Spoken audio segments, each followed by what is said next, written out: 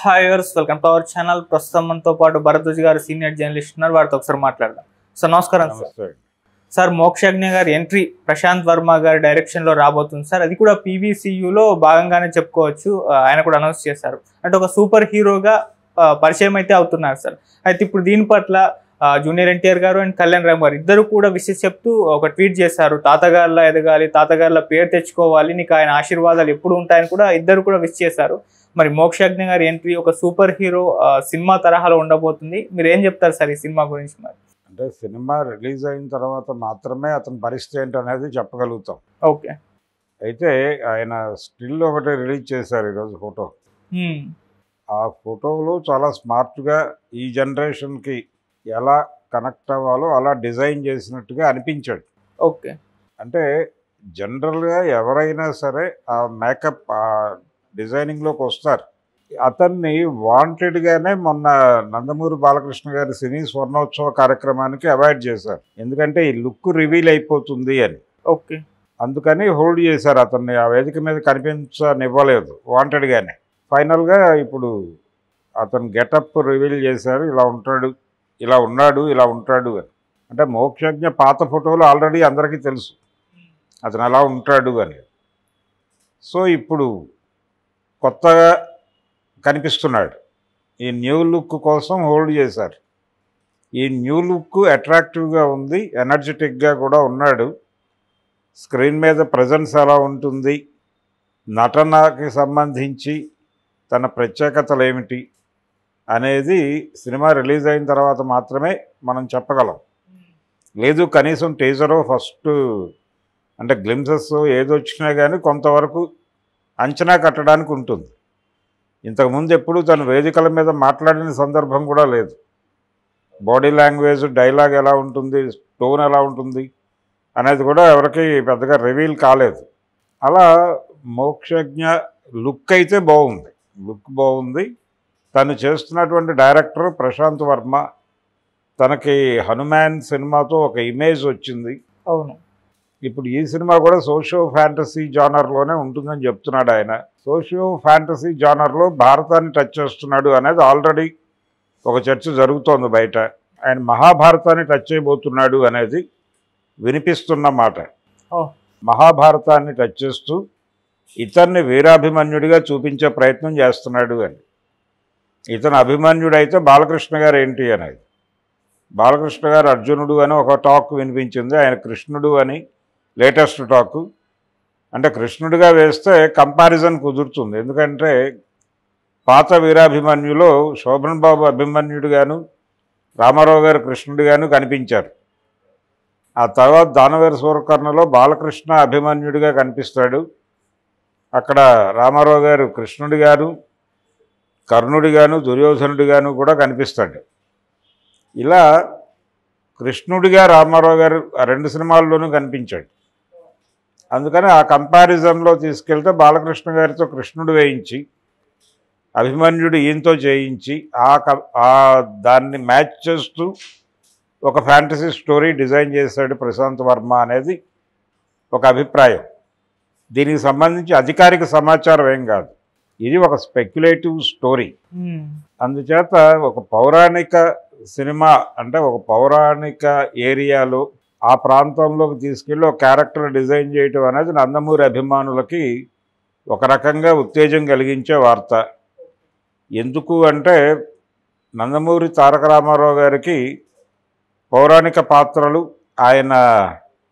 ఆయనకు ఒక special area. అది పౌరాణిక పాత్రలు చేయటం అనేది ఆయనకు చాలా ఇష్టమైనటువంటి వ్యవహారం. అలాగే ఆయన బ్యానర్లో వచ్చిన సినిమాలు, ఆయన స్వీయ నిర్మాణంలో వచ్చిన సినిమాల్లో పౌరాణికాలే అధికం, సాంఘికాలు చాలా తక్కువ, చాలా తక్కువ. ఆయన పౌరాణిక సినిమాలు తన బ్యానర్లో చేసుకునేవాడు, అంత ఇంట్రెస్ట్. అందుకని పౌరాణిక సినిమాగా పౌరాణిక పాత్రలో నందమూరి హీరో కనిపించడం అనేది ఎప్పుడూ కూడా ఒక అడ్వాంటేజ్గానే చూస్తారు. వాళ్ళకు ఉన్నటువంటి అవకాశం కూడా అది వాళ్ళకి, అంటే ఆ ఫ్యామిలీకి ఆయన కల్పించినటువంటి ఒక ఇమేజ్. అందువల్లనే ఆదిత్య 369 అనే సినిమా కథ టైం మిషన్ అనుకోగానే సంగీతం శ్రీనివాసరావు గారికి బాలకృష్ణ అయితే కన్వీనియంట్ అనిపించింది. కారణం కృష్ణదేవరాయల కాలం నాటికి తీసుకెళ్తే కృష్ణదేవరాయల గెటప్లో బాలకృష్ణని చూపించడం రామారావు గారి ఇంప్రెషన్లో అది వర్కౌట్ అవుతుంది. అలా వీళ్ళకి ఒక కనిపించని బలాన్ని ఆయన ముందే ఇచ్చాడు, ఒక టానిక్ ఇచ్చాడు ఆ ఫ్యామిలీకి. ఆ టానిక్ మీద ఇప్పుడు సినిమా నడపబోతున్నాడు ప్రశాంత్ వర్మ. కాబట్టి అభిమన్యుడి పాత్ర ఆయన చేయలేదు, అభిమన్యుడి పాత్ర ఈయనతో చేయించే ప్రయత్నం చేస్తున్నాడు. వీళ్ళు తండ్రి గారు చేశారు అభిమన్యుడిగా. ఇంకొక విచిత్రమైన పోలిక ఏంటంటే దానవీర సూరకర్ణలో బాలకృష్ణ అభిమన్యుడిగా నటిస్తే దానికి పోటీగా రిలీజ్ అయిన కురుక్షేత్రంలో అభిమన్యుడిగా చంద్రమోహన్ యాక్ట్ చేశారు. అదొక పోలిక. వాళ్ళిద్దరికీ అంతకుముందు అన్నదమ్ముల అనుబంధం, అప్పుడు కాన్ఫ్లిక్ట్ రావటం, ఆ తర్వాత ఇద్దరు ఒకే క్యారెక్టర్ పక్కపక్క సినిమాల్లో చేయటం. అలా ఏది ఎలా చూసినా కానీ అభిమన్యుడి క్యారెక్టర్లో గనక మోక్షజ్ఞని తెర మీద చూపిస్తే బాగానే ఉంటుంది సెంటిమెంటల్గా కూడా అనేది ఒక అంచనా. మరి ప్రశాంత్ వర్మ గారి మనసులో ఏముందో చూడాలి. ఆయన దీన్ని పాన్ ఇండియా ప్రాజెక్టుగా తీసుకెళ్లే ప్రయత్నం చేస్తున్నాడు. బాలకృష్ణ గారికి ఉన్న ఇమేజు, మోక్షజ్ఞ మీద ఉన్నటువంటి ఎక్స్పెక్టేషను ఇవన్నీ వర్కౌట్ చేసి దీన్ని ఒక బిగ్ లెవెల్, బిగ్ బడ్జెట్ సినిమాగా మార్చే ప్రయత్నం చేస్తున్నాడు. ఏ మేరకు వర్కౌట్ అవుతుంది అనేది సినిమాకి సంబంధించిన టీజర్ కానీ మరొకటి కానీ రిలీజ్ అయినప్పుడు, ఆయన డైలాగ్ ఓపెన్ అయిన తర్వాత మళ్ళీ మనం మాట్లాడుకుందాం. సార్ దీనిపైన అంటే అలా పోస్టర్ రిలీజ్ చేయగానే జూనియర్ ఎన్టీఆర్ గారు అండ్ కళ్యాణ్ రామ్ గారు విష్ చేయడం కూడా ఒక చర్చకు దారితీసింది.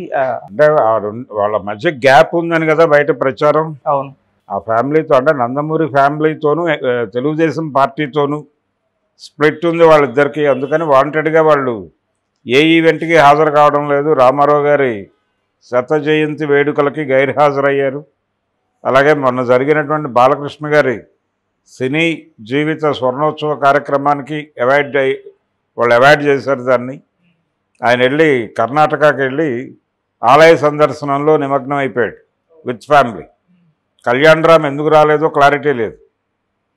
ఇలాంటి కండిషన్లో వాళ్ళిద్దరిని అంటే వాళ్ళిద్దరూ దీనికి సంబంధించి మోక్షజ్ఞ ఎంట్రీకి సంబంధించి ట్వీట్ చేయటం, ఆ ట్వీట్లో ఒక్కసారి తాతగారి ఆశీర్వాదం నీకు ఉంటుంది, ఆ రేంజ్ హీరో అవుతావు నువ్వు అని ఆశిస్తున్నావు అని చెప్పడం, ఇది ఒక పాజిటివ్ టోన్లో ఉంది.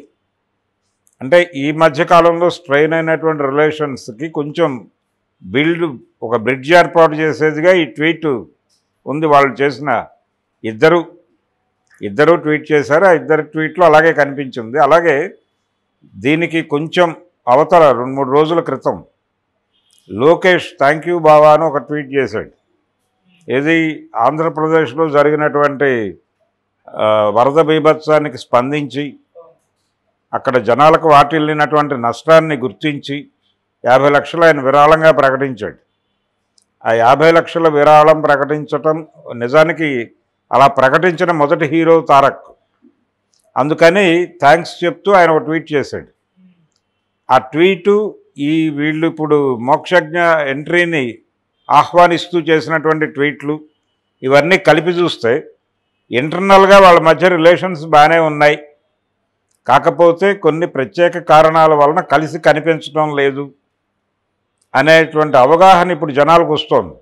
అంటే ఏదైనా ఇష్యూ ఉంటే వీళ్ళు కలుస్తారు, లేకపోతే ఎవరి గోల్లో వాళ్ళు ఉంటారు. అంతకు మించి పెద్ద ఘర్షణాత్మక వాతావరణం అయితే లేదు ఈ వీళ్ళ ఫ్యామిలీస్ మధ్య. హరికృష్ణ గారి ఫ్యామిలీకి ఇతర కుటుంబాలకి మధ్యలో ఏదో ఘర్షణ ఉంది అనే వాతావరణం కరెక్ట్ కాదు, ఆ మాట కరెక్ట్ కాదు అనేది ఇప్పుడు జనాలకు ఒక రకంగా వాళ్ళు ఇండికేట్ చేశారు దీన్ని పొడిగించద్దు అని. అందుకని దాదాపుగా ఫ్యామిలీస్ ఒకటే అని అనుకోవాలి.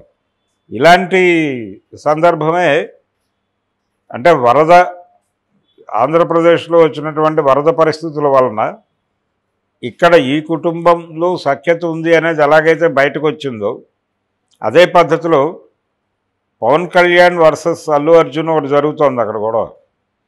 అది కూడా సమసిపోయింది అనుకోవాలి ఇప్పుడు. ఎందుకంటే ఆయన అల్లు అర్జున్కి థ్యాంక్స్ చెప్తూ ఒక ట్వీట్ చేశాడు పవన్ కళ్యాణ్. సో అది కూడా మ్యాచ్ అయిపోయింది అనిపిస్తుంది ఇప్పుడు. అంటే వరద వచ్చి క్లియర్ చేసింది వీళ్ళ గొడవలని. అలా ఒక సన్నిహితత్వం ఉంది ఫ్యామిలీస్ మధ్య అనేది ఈ సినిమా ద్వారా ఒక చిన్న ఎస్టాబ్లిష్మెంట్ వచ్చింది.